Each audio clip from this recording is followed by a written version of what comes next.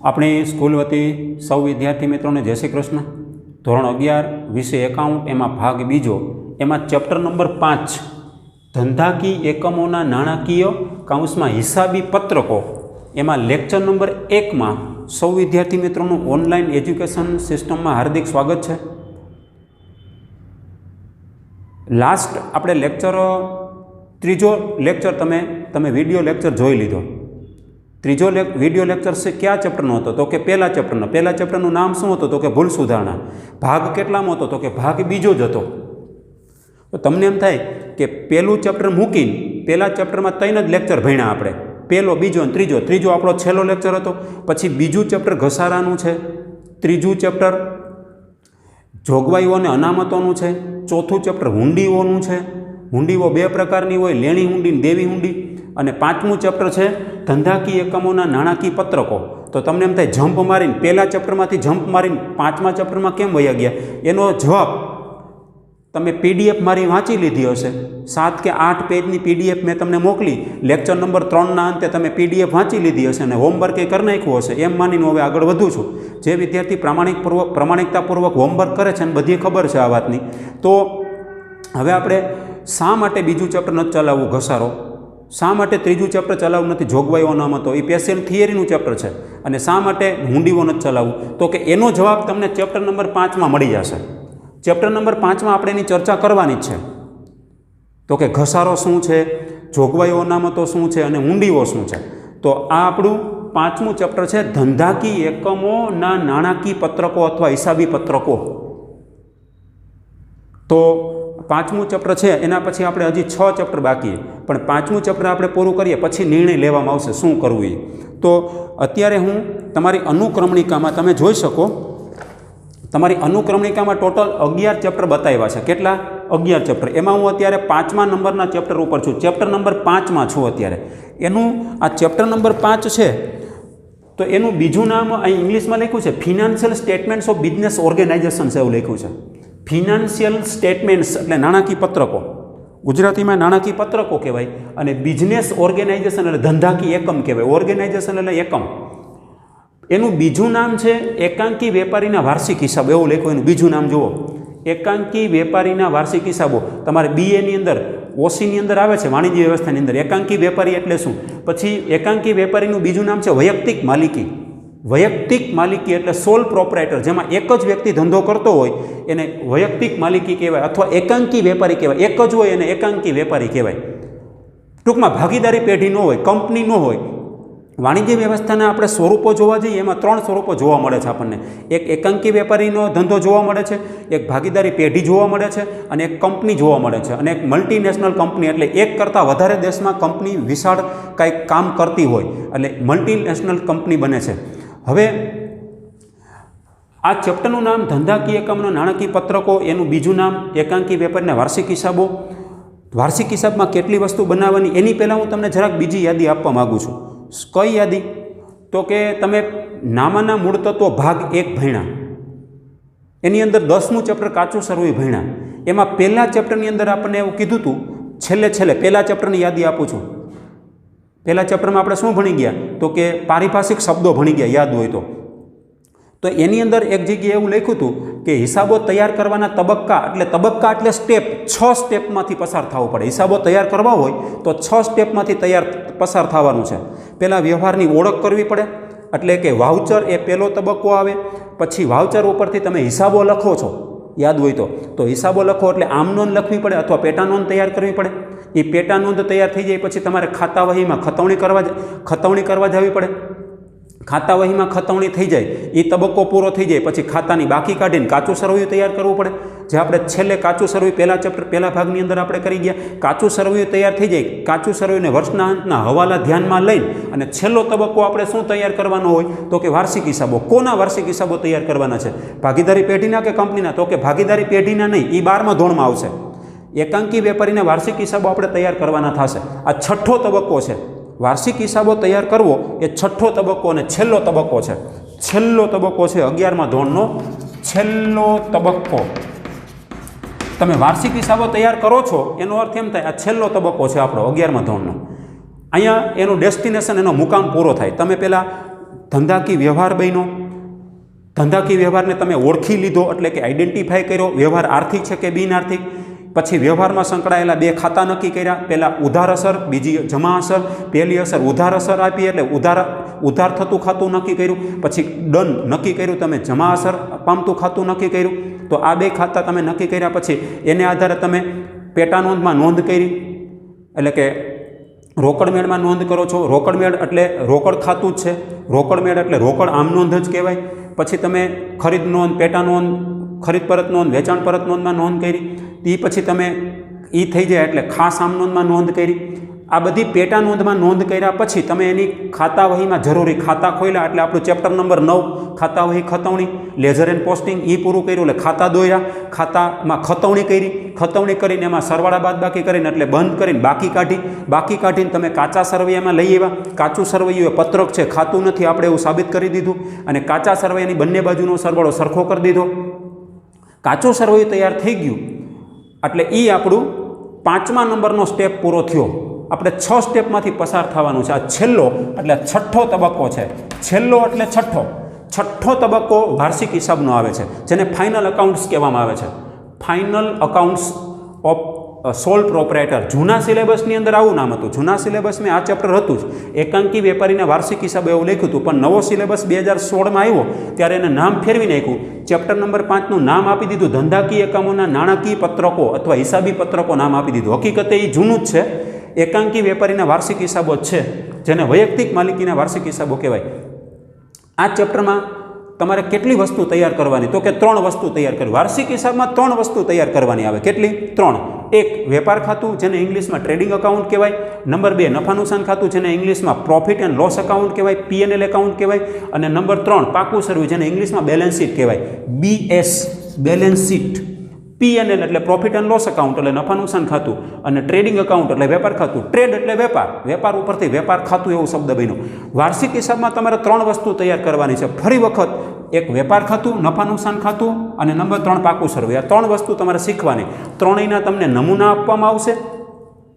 ત્રણેય તમને step by step આગળ વધારવામાં આવશે. પહેલાં વેપાર ખાતું પાકું થઈ જાય એનો નમૂનો જોઈ લેશું, એમાં શું વસ્તુ આવે, શું ન આવે એ બધું જોઈ લેશું. એને રિલેટેડ ઉદાહરણ જોઈ લેશું, એને રિલેટેડ સ્વાધ્યાયના દાખલા જોશું. વેપાર ખાતું એક ક્લિયર થઈ જાય ને પછીનો સ્ટેપ તમારો નફા નુકસાન ખાતું તૈયાર કરાવશું, એનો નમૂનો જોઈશું.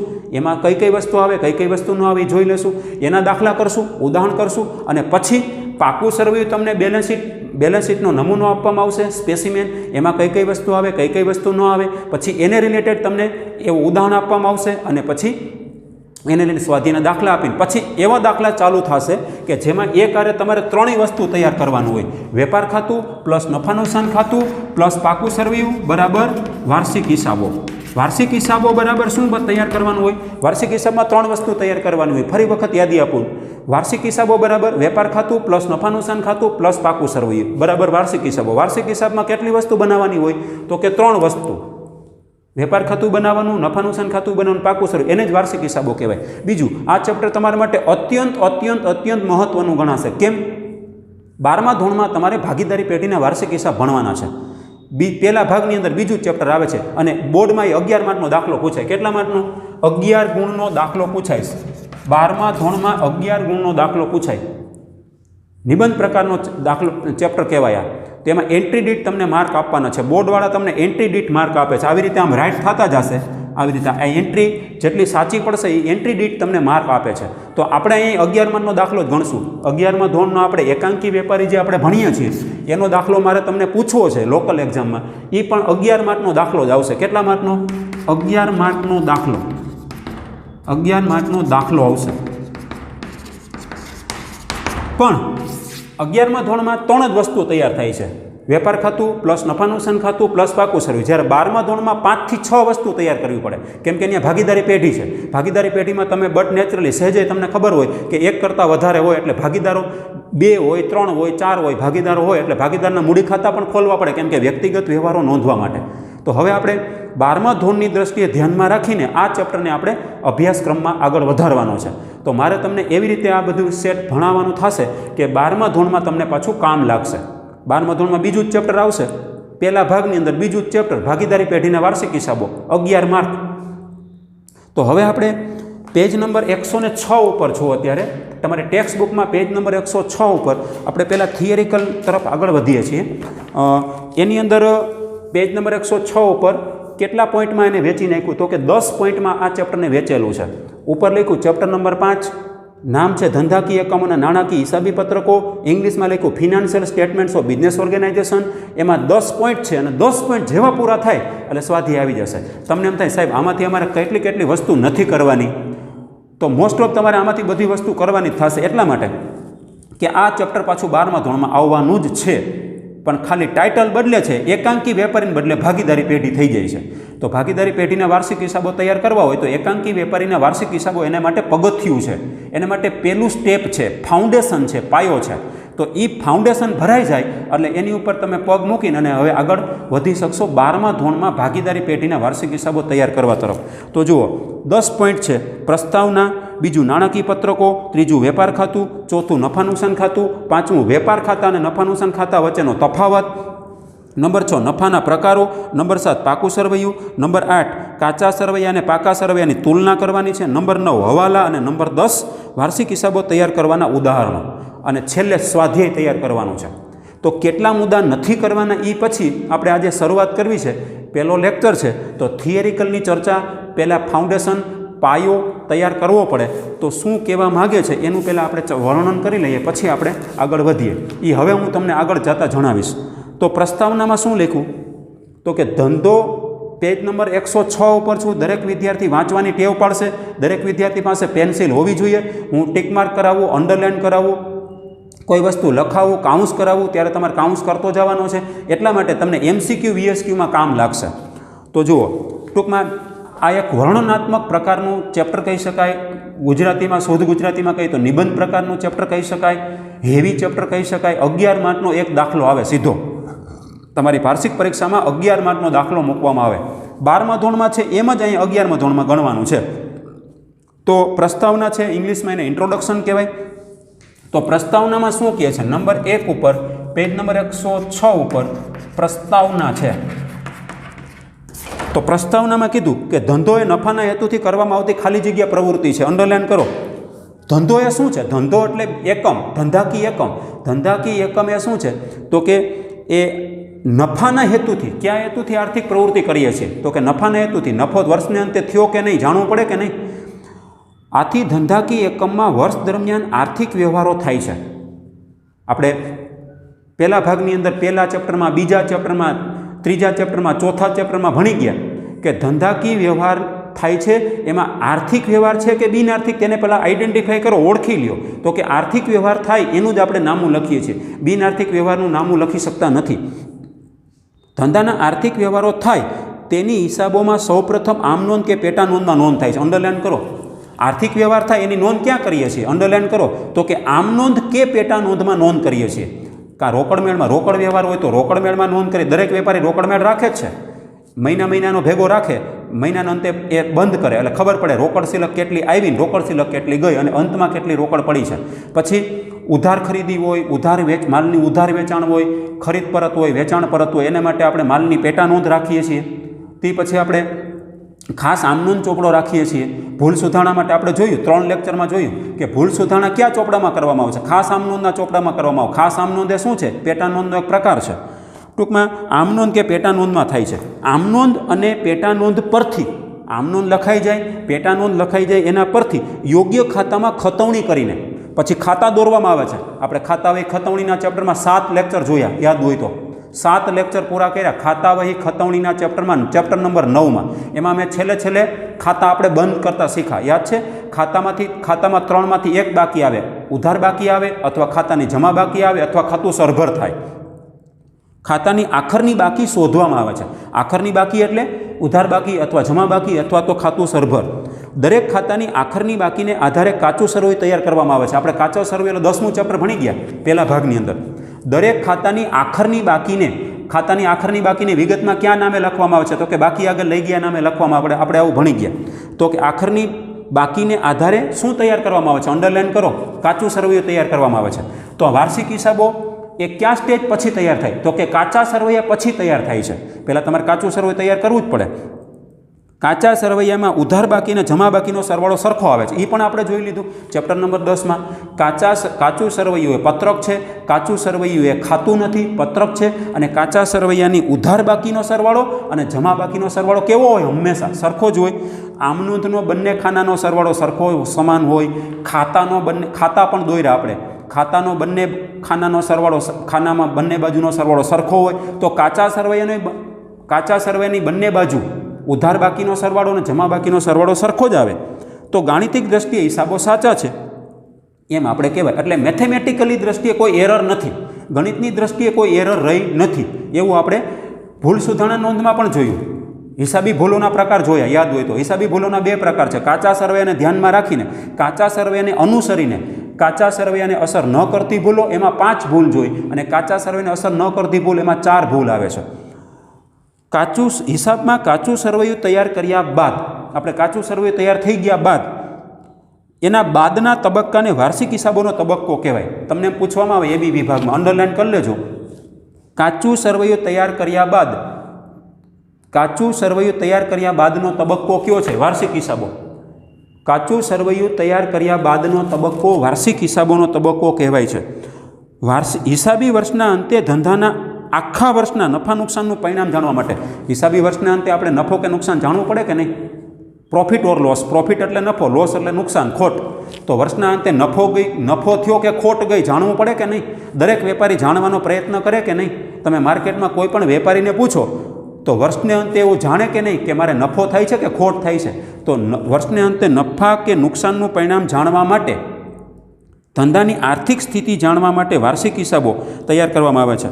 જો ધંધામાં આખા વર્ષનું નફા નુકસાનનું પરિણામ જાણવું પડે અને ધંધાની આર્થિક સ્થિતિ એ જાણવી પડે. આર્થિક સ્થિતિ એટલે ધંધા પાસે કેટલી મિલકતો છે, કેટલા દેવા છે, ધંધા ઉપર કેટલું લેણું છે, કેટલું દેવું છે, એ જાણવું પડે. વર્ષના અંતે નફો છે કે નુકસાન એ જાણવું પડશે. અને વર્ષના અંતે ધંધાની આર્થિક સ્થિતિ એ જાણવી પડે. આર્થિક સ્થિતિ એટલે ધંધા ઉપર કેટલું દેવું છે, કેટલું લેણું છે, કેટલી મિલકતો છે, કેટલા દેવા છે, એ જાણવું પડે. એટલે કે આખરના હિસાબો તૈયાર કરવામાં આવે છે. અને આખરના હિસાબો પણ કહેવામાં આવે છે. વાર્ષિક હિસાબોને આખરના હિસાબો તરીકે પણ ઓળખવામાં આવે છે. વાર્ષિક હિસાબોમાં જુદા જુદા નાણાકીય પત્રકો તૈયાર કરવામાં આવે છે. વાર્ષિક હિસાબોમાં કેટલા પત્રકો તૈયાર કરવામાં આવે? તો કે જુદા જુદા નાણાકીય પત્રકો. આ નાણાકીય પત્રક કહેવાય. વેપાર ખાતું એ નાણાકીય પત્રક કહેવાય, નફા નુકસાન ખાતું એ નાણાકીય પત્રક કહેવાય, અને પાકું સરવૈયું નાણાકીય પત્રક જ કહેવાય. હવે બીજો પોઈન્ટ આવે છે, તો કે બીજા પોઈન્ટની અંદર શું આવે છે? પેજ નંબર 102 ઉપર જ છે. નાણાકીય પત્રકો. નાણાકીય પત્રકો. તો નાણાકીય પત્રકોમાં શું છે જોવો જી. તો કે વર્ષના અંતે તૈયાર કરવામાં આવતા વાર્ષિક હિસાબો માટે તૈયાર કરવામાં આવતા નાણાકીય પત્રકોનો અર્થ, ઉદ્દેશો અને મહત્વ નીચે મુજબ છે. વર્ષના અંતે તૈયાર કરવામાં આવતા વાર્ષિક હિસાબો માટે, ફરી વખત વાર્ષિક હિસાબોમાં 3 પત્રકો તૈયાર થાય છે. આપણે પત્રકો બોલશું, પત્રકો એટલે સ્ટેટમેન્ટ. વાર્ષિક હિસાબોમાં 3 પત્રકો તૈયાર થાય છે. ક્યાં ક્યાં 3 પત્રકો બોલો બધાય? નંબર 1 વેપાર ખાતું, પ્લસ નંબર 2 નફા નુકસાન ખાતું, પ્લસ નંબર 3 પાકું સરવૈયું. આ 3 વસ્તુ તૈયાર થાય છે.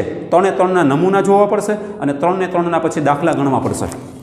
યાદ રાખજો, ફરી વખત યાદી આપી દો. 12મા ધોરણની દ્રષ્ટિએ અત્યંત ઇમ્પોર્ટન્સ ધરાવે છે આ ચેપ્ટર.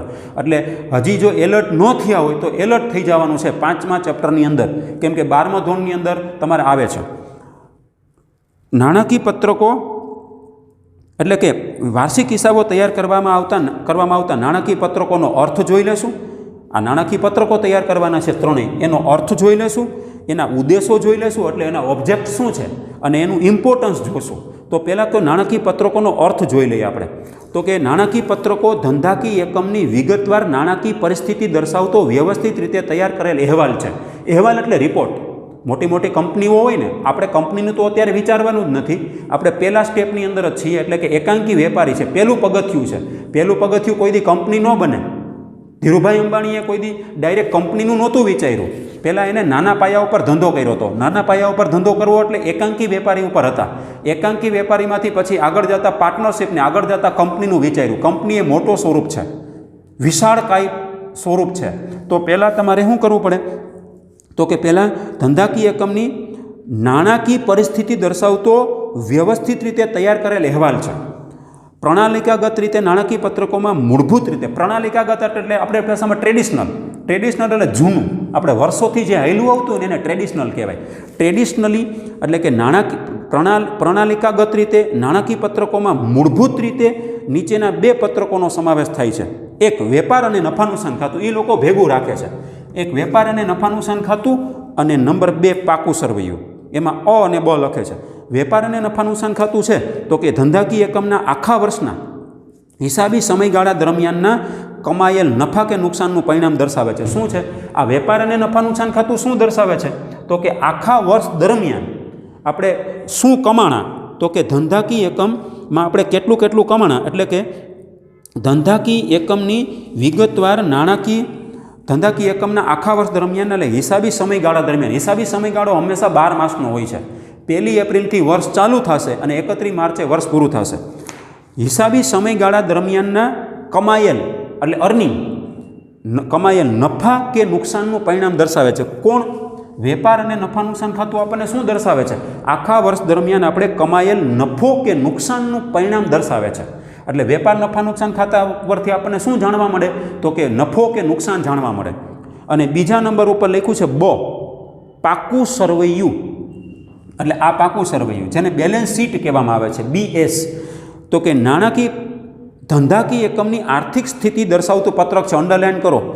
તમને એમ પૂછવામાં આવે કે નફા નુકસાન ખાતા ઉપરથી શું જાણવા મળે તો કે નફો, વર્ષના અંતે કમાયેલ નફો કે નુકસાન જાણવા મળે. તો પાકા સરવૈયા ઉપરથી આપણને શું જાણ, પાકું સરવૈયું શું દર્શાવે છે તો કે ધંધાની આર્થિક પરિસ્થિતિ દર્શાવે છે. જો અહીં લખ્યું, અંડરલાઇન કરી લેજો. ધંધાકીય એકમની આર્થિક પરિસ્થિતિ દર્શાવતું પત્રક કયું છે? પાકું સરવૈયું. ધંધાકીય એકમની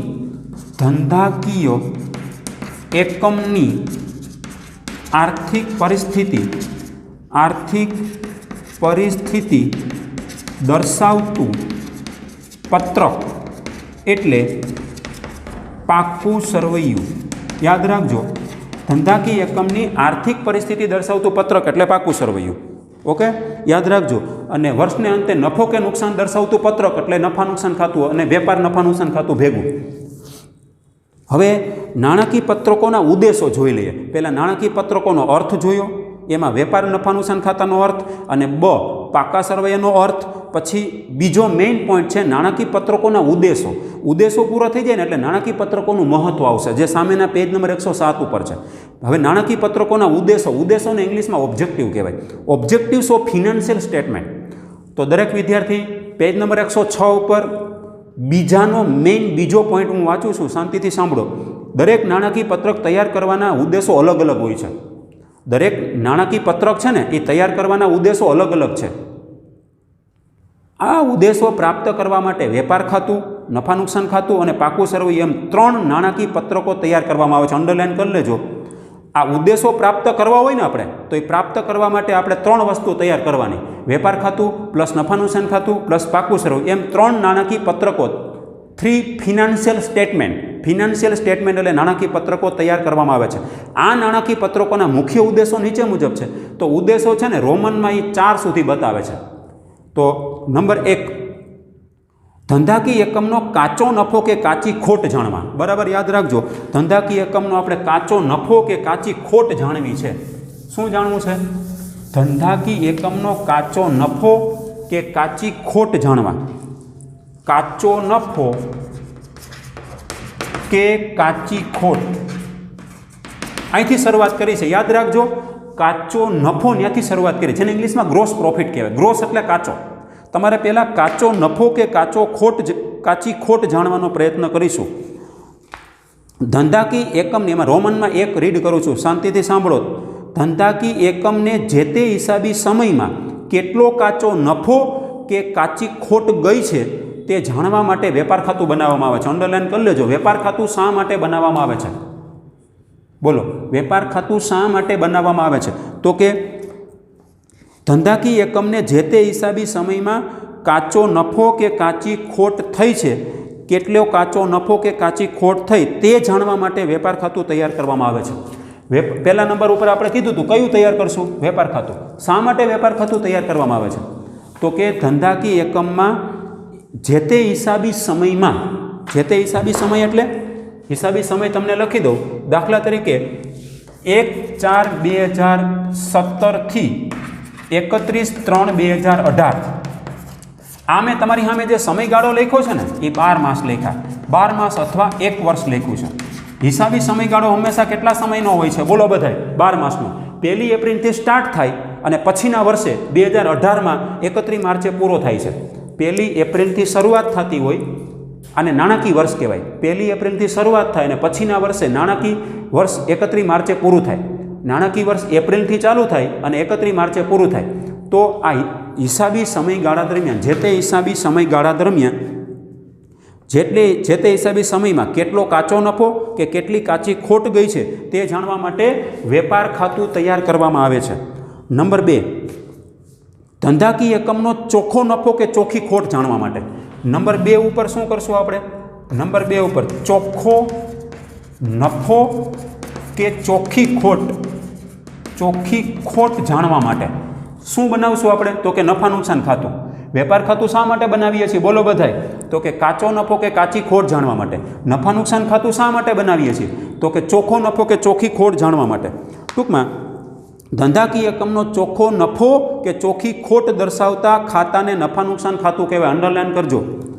ધંધાકીય એકમનો ચોખ્ખો નફો કે ચોખ્ખી ખોટ દર્શાવતા ખાતાને નફા નુકસાન ખાતું કહેવાય. એનો બીજો અર્થ એમ થાય કે નફા નુકસાન ખાતામાંથી આપણને શું જાણવા મળે? તો કે હિસાબી સમયગાળા બાદ, હિસાબી સમયગાળો પૂરો થાય પછી વર્ષને અંતે ચોખ્ખો નફો કે ચોખ્ખી ખોટ જાણવા મળે છે. વેપાર ખાતા દ્વારા કાચો નફો કે કાચી ખોટ શોધ્યા બાદ, એનો અર્થ એમ થાય તમારે પહેલા નંબર ઉપર કયું બનાવવું પડશે? વેપાર ખાતું જ બનાવવું પડશે. એમાંથી તમને શું મળશે? કાચો નફો. શું મળશે? કાચો નફો અથવા કાચી ખોટ મળશે. શું મળશે?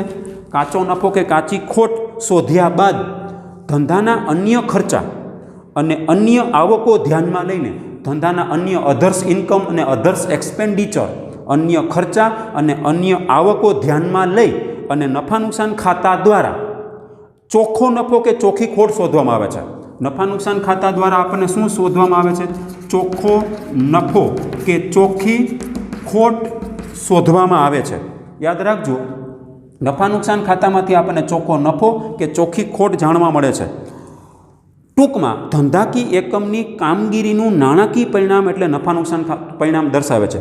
ધંધાકીય એકમ એટલે બિઝનેસ યુનિટ. ધંધાકીય એકમની કામગીરી એટલે જે ઓપરેશન, રોજબરોજની જે પ્રવૃત્તિ કરે છે, ઓપરેટિંગ, એ કામગીરીનું નાણાકીય પરિણામ નફા નુકસાન ખાતું બતાવે છે. એનું નાણાકીય પરિણામ એટલે કે ફિનાન્શિયલ રિઝલ્ટ એનું જે કહેવાય એ કોણ બતાવે? તો કે નફા નુકસાન ખાતું દર્શાવે છે. પેજ નંબર 107 ઉપર આવી જશે દરેક વિદ્યાર્થી. નંબર રોમનમાં 3 એના ઉદ્દેશો ચાલુ છે હજી, નાણાકીય પત્રકોના ઉદ્દેશો. તો કે ત્રીજો, ધંધાકીય એકમની આર્થિક સ્થિતિ જાણવા માટે. પહેલાં એમ કીધું કે કાચો નફો કે કાચી ખોટ જાણવાનો પ્રયત્ન કરશે વેપાર ખાતું. બીજું એમ કીધું ચોખ્ખો નફો કે ચોખ્ખી ખોટ જાણવાનો પ્રયત્ન કરશે નફા નુકસાન ખાતું. પછી કીધું ધંધાની આર્થિક સ્થિતિ જાણવા માટે કોઈ ચોક્કસ તારીખે ધંધાની મિલકતો, દેવા, લેણા, યાદ રાખજો, અંડરલાઈન કરજો, તમારે ધંધાની મિલકતો જાણવાની થશે. એટલે કે ધંધાની મિલકતો કેટલી છે વર્ષના અંતે, પછી દેવું કેટલું છે, પછી લેણું કેટલું છે, પછી ધંધા પાસે મૂડી કેટલી છે, એ ધંધાની મિલકતો, ધંધાના દેવા, ધંધાના લેણા અને ધંધા પાસે કેટલી મૂડી, આપણે એ પણ જોઈ લીધું છે. યાદ રાખો, ધંધો અને ધંધાનો માલિક આપણે આમનોંધના ચેપ્ટરમાં જોઈ લીધું છે. એમાં મૂડી અને ઉપાડના વ્યવહારો જ્યારે આવતા હતા ત્યારે મેં તમને કીધું હતું કે હંમેશા એ વાત યાદ રાખો કે ધંધો અને ધંધાનો માલિક કાયદાકીય દ્રષ્ટિ અલગ પડે છે. તમારે ધંધાના ચોપડે નામું લખવાનું છે, નહીં કે માલિકનું નામું લખવાનું. તો ધંધા પાસે કેટલી મિલકતો છે ધંધાના નામે, ધંધા ઉપર કેટલું દેવું છે, માલિક ઉપર નહીં, ધંધા ઉપર કેટલું દેવું છે, ધંધા પાસે કેટલું લેણું છે, ધંધામાં કેટલી મૂડી છે, એટલે કેટલું મૂડી રોકાણ છે. એટલે કે મૂડીની સ્થિતિ દર્શાવતું પત્રક એટલે પાકું સર્વે. અંડરલાઈન કરી લેજો. તમને પાકા સર્વેમાંથી શું જાણવા મળે? તો કે વર્ષને અંતે આર્થિક સ્થિતિ જાણવા મળે, મિલકતો જાણવા મળે, દેવું કેટલું છે, લેણું કેટલું છે, મૂડી કેટલી, આ ચારેય વસ્તુ તમને જાણવા મળે. પાકું સર્વે ધંધાને જે તે દિવસની આર્થિક સ્થિતિ રજૂ કરે છે. પાકું સર્વે શું રજૂ કરે છે? તો કે અહીં લખ્યું છે, અંડરલાઈન કરી લેજો, પાકું સર્વૈયું ધંધાની જે તે દિવસની આર્થિક પરિસ્થિતિ રજૂ કરે છે. જે તે દિવસની આર્થિક પરિસ્થિતિ રજૂ કરે છે. જુઓ, ફરી વખત ત્રણેયની યાદી આપું. વેપાર ખાતું શું રજૂ કરે છે? વર્ષને અંતે કાચો નફો કે કાચી ખોટ જાણવા મળે છે. પહેલા નંબર ઉપર કયું ખાતું દોરવાનું? તો કે વેપાર ખાતું દોરવાનું છે. એમાંથી શું જાણવા મળે? કાચો નફો કે કાચી ખોટ. તમે બંધ કરશો એટલે કાચો નફો કે કાચી ખોટ જાણવા મળશે. બીજા નંબર ઉપર કયું દોરવાનું? નફા નુકસાન ખાતું દોરવાનું. એમાંથી તમને શું જાણવા મળશે? બંધ કરશો એટલે કાચો નફો કે કાચી ખોટ જાણવા મળશે. ત્રીજા નંબર ઉપર કયું દોરવાનું? પાકું સરવૈયું. પાકા સરવૈયામાંથી તમને શું જાણવા મળશે? મિલકતો, દેવું, લેણું કે મૂડી જે તે હિસાબી દિવસના અંતે. એટલે જ કીધું કે પાકું સરવૈયું ધંધાની જે તે દિવસની આર્થિક પરિસ્થિતિ રજૂ કરે છે. અહીં મેં લખ્યું સાર્યું, ધંધાકીય એકમની આર્થિક પરિસ્થિતિ દર્શાવતું પત્રક એટલે પાકું સરવૈયું. યાદ રાખજો, પાકું સરવૈયું એ પત્રક છે, ખાતું નથી. જેવી રીતે આપણે કાચું સરવૈયું કીધું હતું ને, કાચું સરવૈયું એ પત્રક છે, ખાતું નથી. કાચું સરવૈયું ખાલી જગ્યા છે, ખાલી જગ્યા નથી. કાચું સરવૈયું પત્રક છે, ખાતું નથી. એવી જ રીતે પાકું સરવૈયું ખાલી જગ્યા છે, ખાલી જગ્યા નથી. પાકું સરવૈયું પત્રક છે, ખાતું નથી. એટલે જે તે દિવસની આર્થિક પરિસ્થિતિ એટલે ફિનાન્શિયલ પોઝિશન બતાવે છે આપણને. અને છેલ્લો નાણાકીય પત્રકનો ઉદ્દેશ છે નંબર 4, કાયદાકીય જરૂરિયાતો માટે. આપણે ધંધો કરતા હોય, જેમ કે આપણે ભારતીય નાગરિક હોય, ભારત દેશના નાગરિક હોય, ઇન્ડિયન સિટીઝન હોય, તમને ખબર છે તો આપણે ભારત સરકારને ટેક્સ ભરવો પડે. આપણા દેશની અંદર ઇન્કમ ટેક્સ એક્ટ 1961 છે, આપણે 1961. તો આપણે સરકારને ટેક્સ ભરવો પડે. આપણે વ્યક્તિગત તો ધંધામાં કેટલા બધા કાયદાઓનું પાલન કરવું પડે. કાયદા તો બધે આવવાના જ છે. વ્યક્તિગત દ્રષ્ટિએ જોવા તો એ કાયદા લાગુ પડે છે, ધંધામાં જોવા જાવ તો એ કાયદા તો લાગુ જ પડે છે. એટલે કે કાયદાકીય જરૂરિયાતોનું પાલન કરવું પડશે. એટલે કે નાણાકીય પત્રકોનો એક ઉદ્દેશ છે. જુદી જુદી કાયદાકીય જરૂરિયાતો માટે પણ નાણાકીય પત્રકો તૈયાર કરવા પડે છે. નાણાકીય પત્રકો તૈયાર કરવાના ઉદ્દેશો શું? ઓબ્જેક્ટિવ શું? તો કે કાયદાકીય જરૂરિયાતો પૂરી કરવા માટે. આપણા દેશમાં જુદા જુદા કાયદાઓ છે. જીએસટીનો કાયદો, આપણે કાયદો આવી ગયો જીએસટીનો, તો જીએસટી ભરવાનો જ છે.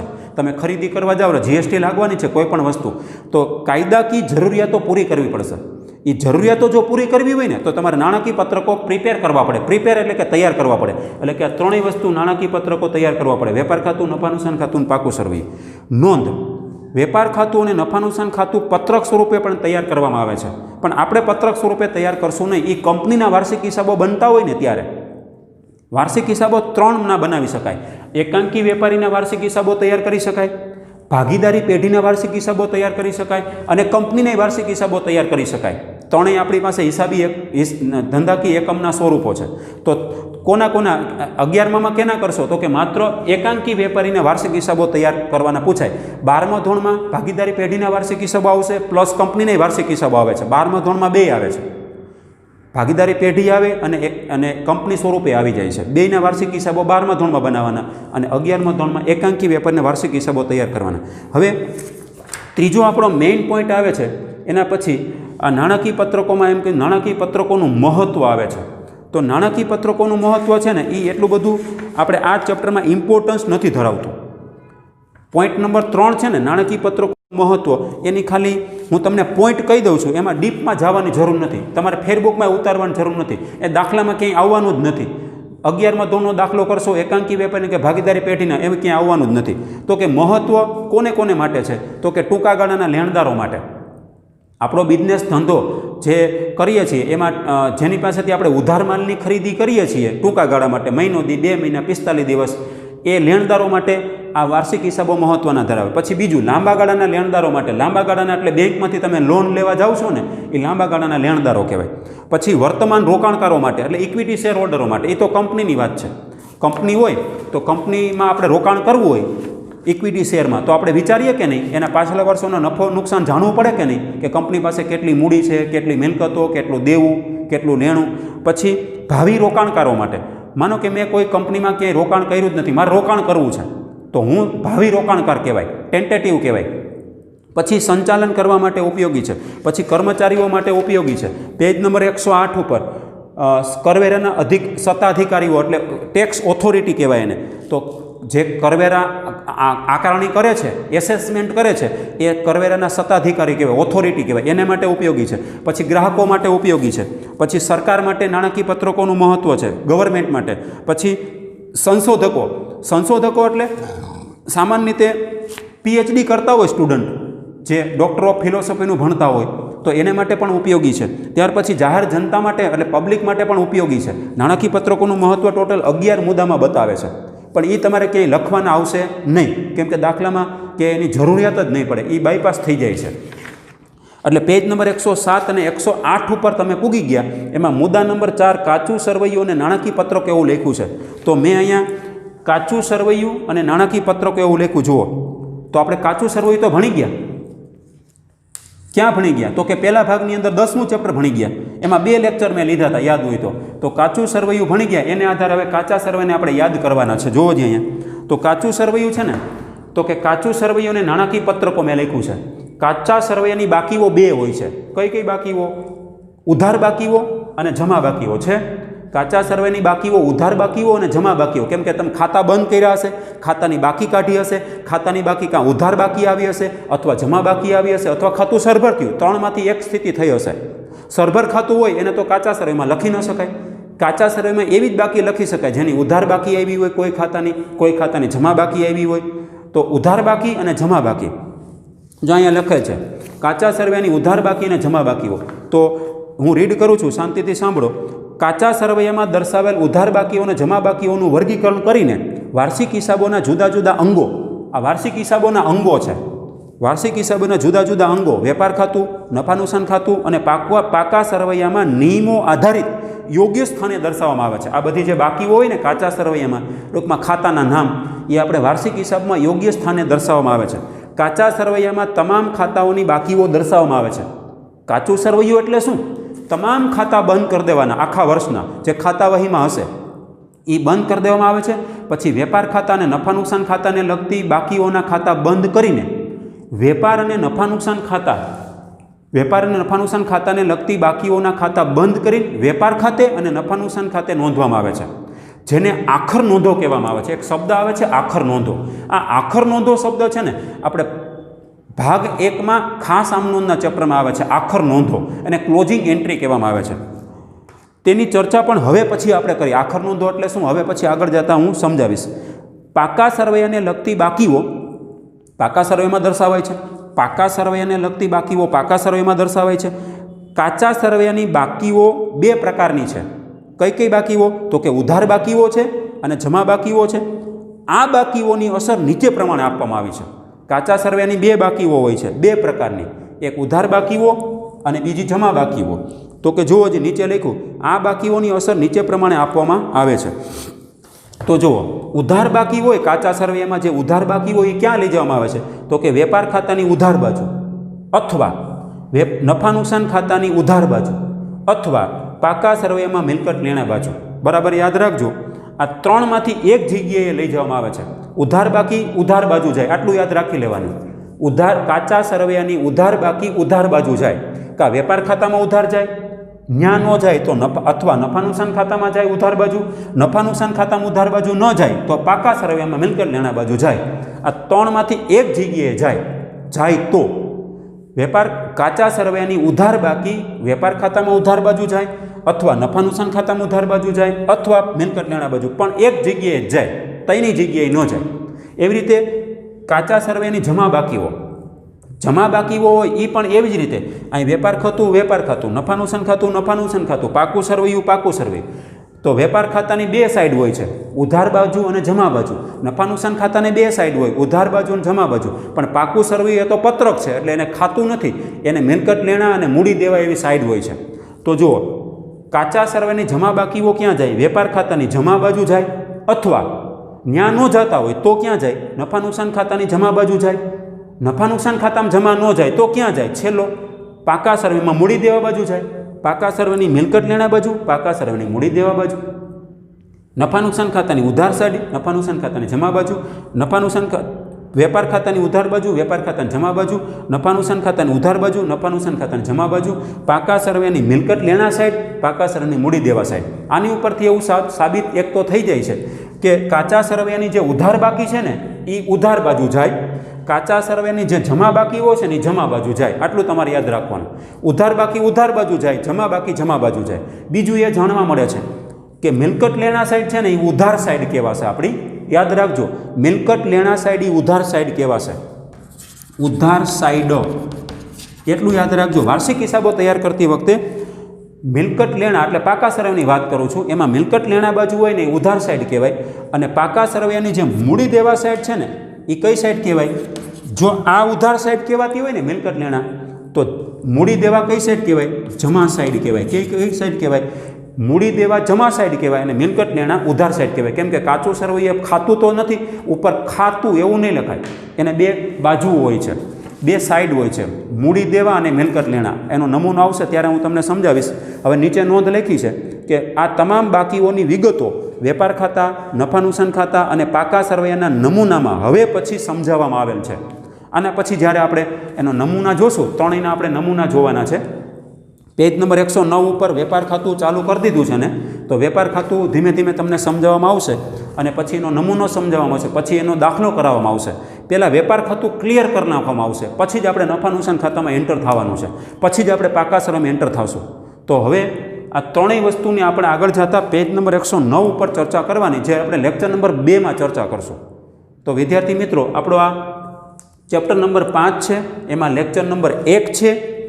એની અંદર આજે આપણે થિયરીનો લેક્ચર હતો, પૂર્વ ભૂમિકા હતી, એટલે કે બેકગ્રાઉન્ડ તૈયાર કર્યું હતું આપણે, આ વાર્ષિક હિસાબો તૈયાર કર્યા છે આપણે. એટલે હવે ધીમે ધીમે આપણે એની અંદર આગળ વધશું. તો હોમવર્કમાં તમારે શું કરવાનું?